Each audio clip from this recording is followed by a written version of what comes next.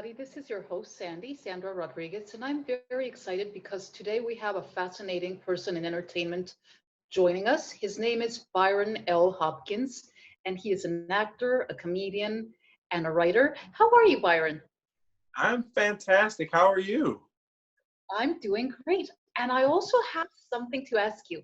I Yeah. know that for a very long time, you were in the United States Marines. So I'm very curious as to how your career path ended up changing so drastically from being a Marine to being an actor. Well, being a Marine, acting like you're super happy, same thing. I was acting for so long now. um, I've always been, let's say, blessed with a lot of energy. We'll put it that way. So, with all of that, joining the Marine Corps, serving my country, I would find different avenues to entertain my friends, especially when we went to Afghanistan. It's nothing but just us there. So, we would actually put on talent shows. And I started remembering from a child, like I really liked theater and I was theatrically trained in middle school and high school. I just ended up playing sports and joined the Marine Corps instead. And as soon as I got out of the Marine Corps after my two tours to Afghanistan, I decided, I should probably pursue this acting thing again. I've done the whole be scared out of your mind thing for a few years. So let's try doing something super fun. And I went back to school, went to New York Film Academy and continued acting, loved it, did some theater work, just kept going from there. And I haven't looked back since. Well, that's wonderful. And one thing that I find very interesting about your acting career is that on the one hand, you have some very serious dramatic roles, and on the other hand, you do stand up, you do comedy, you're also very funny. So how does that work? What do you prefer, or what comes to you more naturally? My natural being obviously is like the goofy, like hyper guy. Usually when people look at me, I'm like 6'5". It's like the big dude, he's so serious. Like, no, in my core, I'm a huge nerd. So I love the comedy roles, but as far as being an actor, I really love my craft. So really getting into dramatic roles is something the opposite of what I usually am. So diving into whatever character I have to portray or whatever feelings I have to really dive into is really fun for me. I like both, but dramatic roles right now, just in the season that I'm in, I'm really leaning towards more of the dramatic roles as well. But with Corona going on right now, I'll take all the roles because who knows what's going on. Oh, absolutely. And it's very interesting that you're mentioning this particular point in history that we're living through. Um, it seems to me that when you were in the Marines, you were able to use humor in order to get your friend's mind off of what was going on.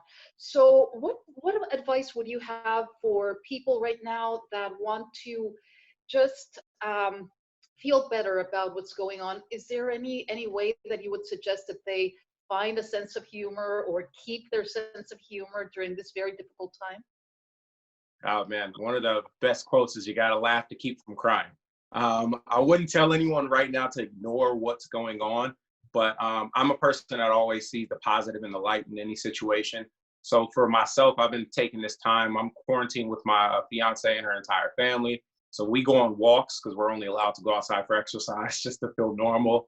We'll go on walks and we have family game nights and we're writing. I'm writing more now. I've got a couple things going with that. My fiance's got her own show that she wrote. It's so many things that keep your mind busy. Because if you just sit there and go, I'm in sweatsuits again, and I don't know what else to watch on Netflix. Netflix, I don't have anything else left. So if you just focus on that, then it'll be just a continuous, just, oh my God, I'm drowning in the tedium. But as long as you activate your brain and refocus on whatever you're passionate about. And I'm really passionate about writing and, photography and other things like that. And it really keeps me busy. And then my fiance is pretty funny too. So we'll just say random stuff to each other. Now, let me tell you, I think this is a perfect time to watch TV, watch some movies. And I do know that you were in a series called Flawed. Can you tell us a little bit about that series? Oh man, for anybody who watched Flawed, I had so many people email me because of the character that I was portraying was Terrell, and he was not the best boyfriend. I was the usual typical jerk boyfriend who was cheating on his girlfriend. Flawed is great. I really liked doing it because it was a musical. And I was like, oh, back to the theater roots. Oh, yeah. And then they're like, you're not singing, you're a rapper. And I was like, all right, I can do that. And then it ended up being like an entire family filled like production. It was really great. Every day we were on set and everyone was phenomenal singers. I was just blown away to where even the people in the background, the ensemble, everyone was a great singer. To where I was just like, I hope I don't have to sing. I was like, no, you're just going to rap and be a jerk. I was like, all right, I'll tap into that. So that was just a great series to actually play and, show a little bit more of the theatrical side of it too. I think that's wonderful. And right now, our Heart of Hollywood friends can certainly tune in, watch you on Flawed. It sounds like a very, very funny, very interesting role. And we're going to just enjoy watching that series from beginning to end now that we have all the time in the world and we're So looking. much time. Byron, I was wondering, do you have any specific message that you would like to give our Heart of Hollywood friends? Wash your hands and brush your teeth before you put your mask on. It's weird. It's awkward. I've done. But the main thing really is to, with the pandemic going on right now, really focus on what's important. If you're not able to see or touch your immediate family, really find out what's the most bare bones important thing is to call, a text, send people letters. It's really whatever helps you is also helping them. So if you if you don't have the time to call somebody, sit and write a letter, tell them how you feel, like fix those bridges you might have burned. I mean, really focus on the human aspect of life. Because I know a lot of times we're so busy. And this is a time where everyone can just relax and focus and really get back to what's important. So sit and really think what's important to you, and then lean into your talent. If you're a writer, write. If you're an actor, throw some monologues up. Like it's time to really focus on what this reset can do for you. I know there's people, passing away from it, and my heart goes out to them as well. But if you're just a person complaining online and making TikTok videos about how bored you are, let's see what your talent is. Do that instead. Absolutely, and that's also wonderful advice for people in entertainment who want to keep their craft sharp, who want to keep active, of course. And Byron, something I really liked about what you were saying right now is that maybe writing a letter could be the best route for some people. And I can certainly see that right now that everything is online and people are doing Zoom meetings and people want to video call. I mean, not everybody's so comfortable with that. A letter could be a very, very touching alternative for people that are less, let's say, more interested in the written word than on, chatting by video. I thought that was wonderful advice. Very, very insightful, definitely.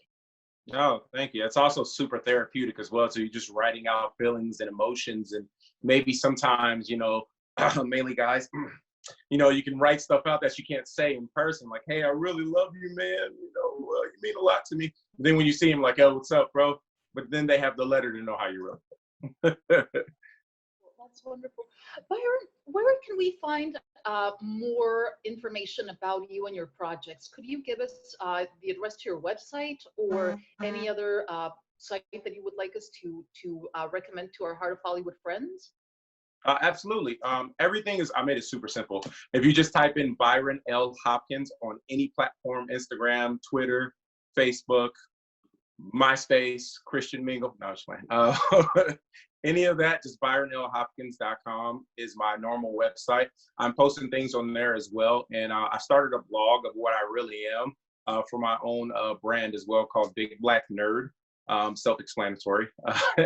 It's just a dive into the nerd culture on the African-American side of it as well. Because a lot of times we're not seen as the extra nerds or the only version of nerd, I'll date myself, that people know is Steve Urkel. We're a little cooler than that now. And I kind of give an insight on that as well. So if you go to bigblacknerd.com, there's a blog up. And as soon as Apple approves us, we got some podcasts coming up as well too. So that's how I'm keeping myself busy as well. That sounds wonderful. And I think this is the first time I've ever heard a former Marine describe himself as an Urkel type. That's definitely not something It was a secret for a little while. I let it out now. Well, Byron, thank you so much for joining us today. Thank you. I really appreciate you guys having me. Thank you. And to all our Heart of Hollywood friends, I do want to remind you that submissions are being accepted right now for inclusion of your film into the new Heart of Hollywood streaming platform. And Heart of Hollywood is set to host a film festival, all online, of course, and submissions are open for that as well. Please feel free to join us or check out the Heart of Hollywood website for more information on both of these activities. Thank you so much, and thanks again, Byron.